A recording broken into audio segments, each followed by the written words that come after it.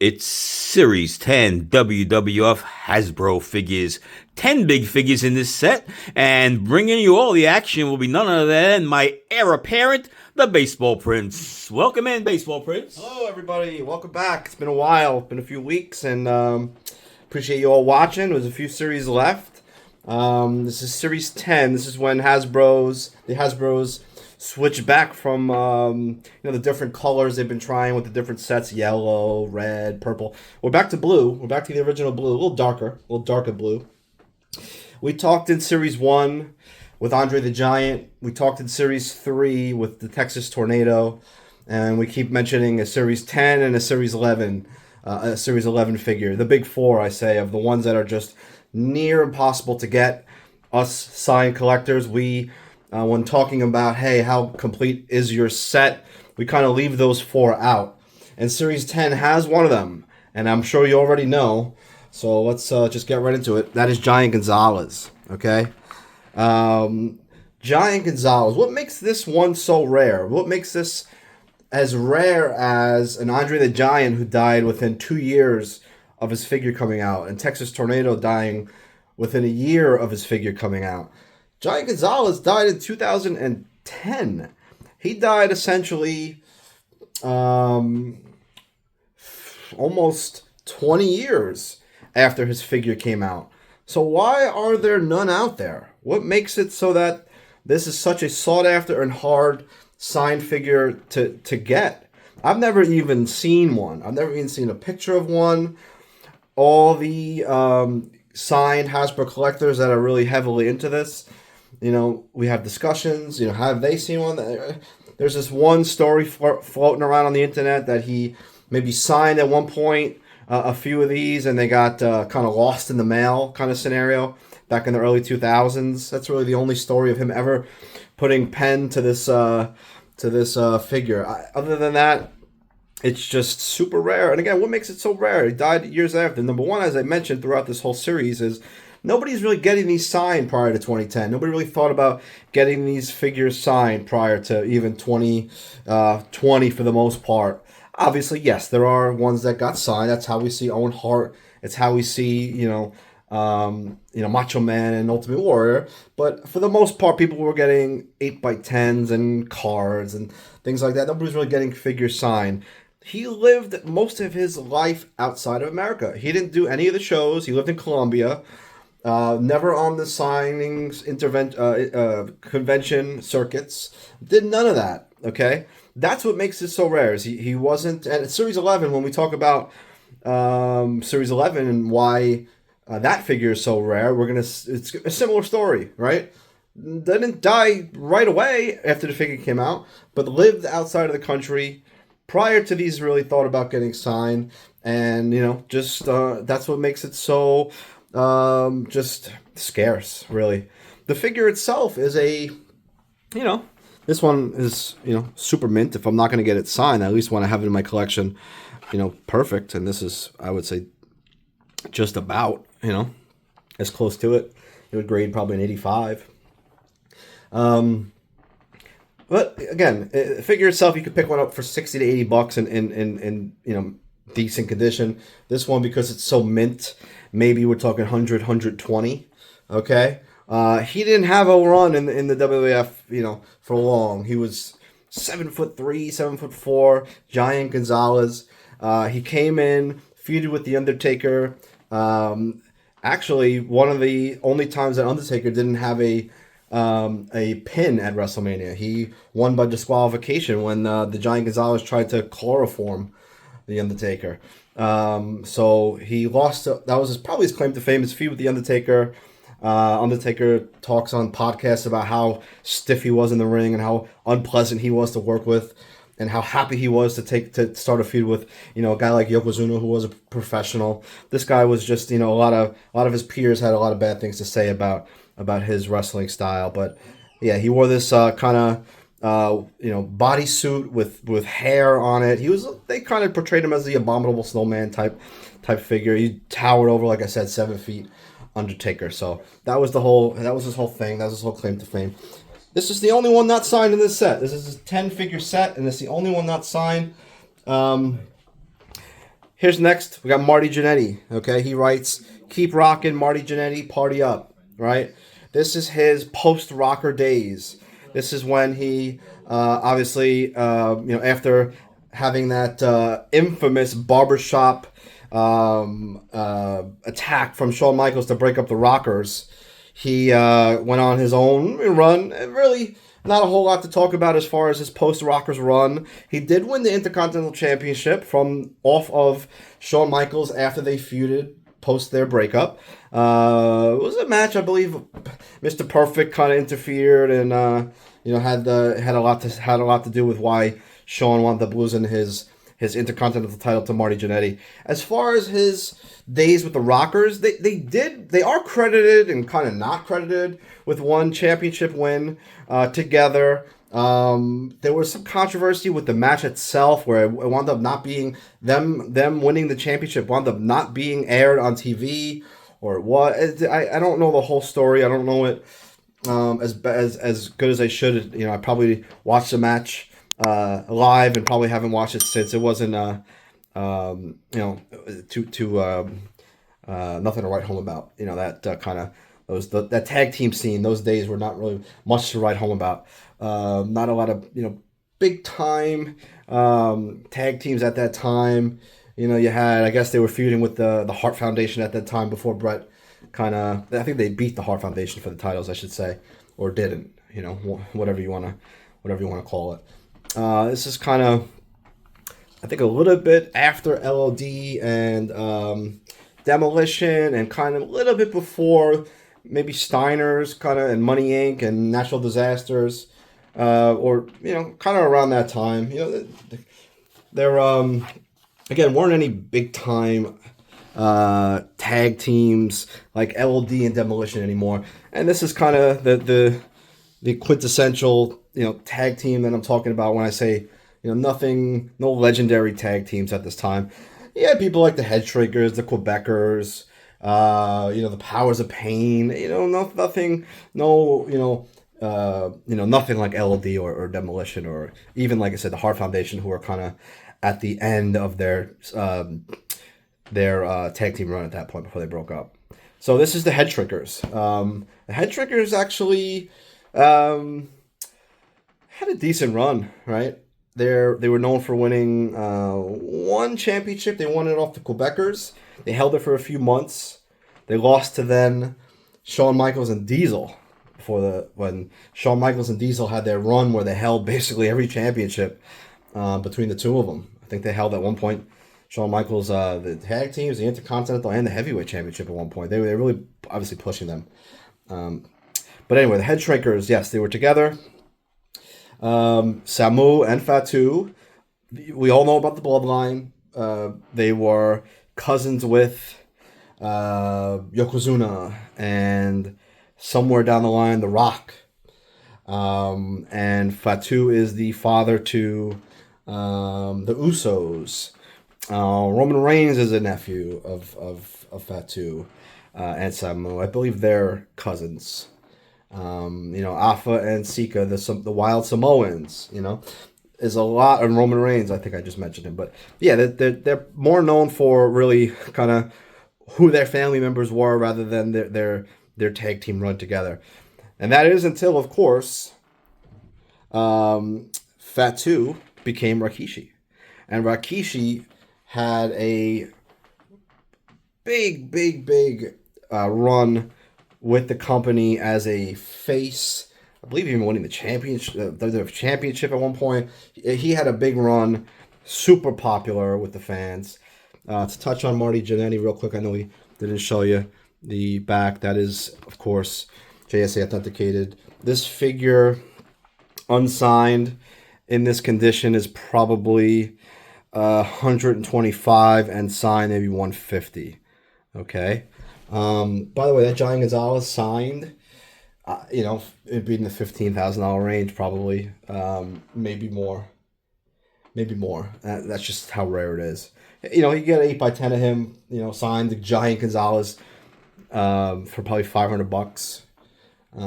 Probably less for an El Gigante, his other gimmick with the WCW. But Giant Gonzalez, anything signed, probably $500. But a figure Hasbro, which doesn't exist, it would be, you know, just 10 times that. Anyway, so these head shrinkers unsigned are probably with Brutus the Barber Beefcake Series 1. Let me see what else comes to mind quickly. Those three kind of jump out at me as the least valuable figures in the set. We're talking $50 range. You could pick them up for $50 to $75 range. You could pick them up for. Okay, and this Samu in this crappy condition, right? And they're both JSA. Okay, this Samu in this crappy condition, even with the signature, maybe $75, right? Just because it's, you know, it's just kind of beat up, right? A nice signed Samu would be 125, right? This one's probably 75 to 100. Okay, Fatu, a little bit more value just because of who he is and who he became, right? Condition of this is really nice. Signed with a red paint pad. Samu was a blue one. This is probably, you know, authenticated and in really nice condition. Probably 125, 150. Unsigned, you could probably get one, you know, in this shape, probably 80 to 100. But again, if you find a beat up one, you get one for $50. Okay? We talked at Series 7, the yellow cards, about, what was the word I used? Not reprints, I guess, but duplicates, whatever you want to call it, repackages, okay, with Razor Ramon and Shawn Michaels, okay? And how in Series 10, and of course this is it, how they came out with, the same figure of Series 7, but on a blue card. Literally the same figures. You can see this exact figure and this exact figure on a yellow card in Series 7. Excuse me. And they just put them out again in Series 10, right? Why did they do that? I really don't know. I don't know what their thought process was. We talked about values of Series 7, Razor and Shawn at the 150 to 175 mark. These are worth more. The same exact figures on this blue card are worth a lot more than the yellow cards. Probably because they had people who were collecting open them up, right? And they already had the figures. Why do they need another pair? Right? So probably they were left on the shelves and really kind of nobody really, you know, thought twice about picking them up. The Razor is not worth a ton more than the Series 7, but probably in the 200 to 225 range. But this Shawn, okay, I'm talking unsigned. This Shawn, a nice blue card, white pants Shawn, you could probably go for close to 3 in really nice shape.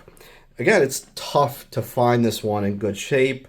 In my own collection, I have, you know, try to get doubles and triples of everything. I probably only have, before I picked up this one recently, actually signed, I probably only had one because I, you know, just again didn't find any in you know, excellent shape that I would want to acquire and put into my collection.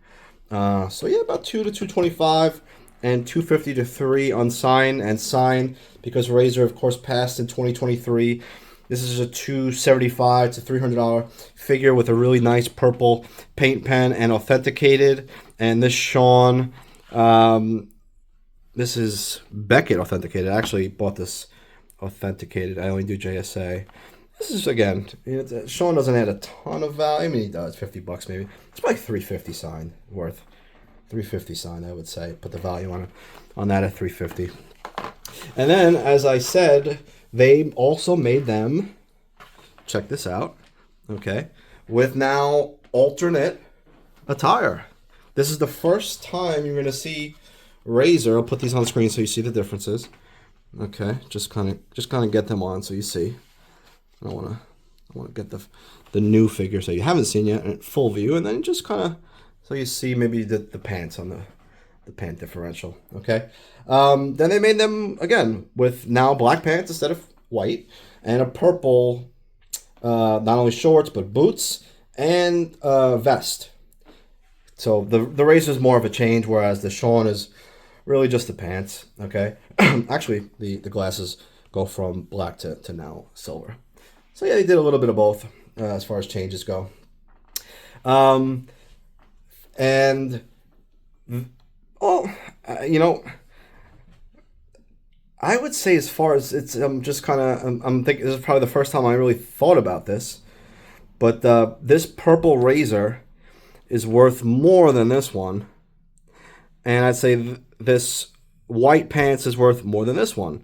So as I said before, these were more sought after than the Series 7 because these were probably ones that nobody really thought about getting when they got re-released. But for the same reasons, but opposite, I guess this razor became more valuable than its original Series 7 repack. But as of recently, I'd say this white pants Shawn has taken over value of the black pants Shawn. For a long time, I guess you could say these two were worth more. And a lot of people would still agree with that statement. I would think that this one is now worth a tiny bit more than this black pants Shawn, okay, in the last year or two for whatever reason. Unsigned, this purple razor was through the roof at one point. This one was like in the 350 range at one point. Now it's probably in the 250 range in really nice condition. And this Shawn was probably around that same. I'm talking COVID prices. Everything was up like 20%, maybe 25, 30%. This Shawn was in the 350 range as well, and it's probably down around the same as this one now. Probably about 250-ish in nice shape. Again, in a lesser example, maybe closer to 200. We don't have to talk much about Razor and Shawn's accomplishments. We did that already in Series 7. We know what they did. Okay. Signed, this purple Razor is in the 350 range, and this Shawn is in the 3 range, I would say. This Shawn I did not get myself. I never got anything signed by Shawn figure-wise. I did meet him at one point with my dad and my sister. I think twice actually. Once at the airport, and once at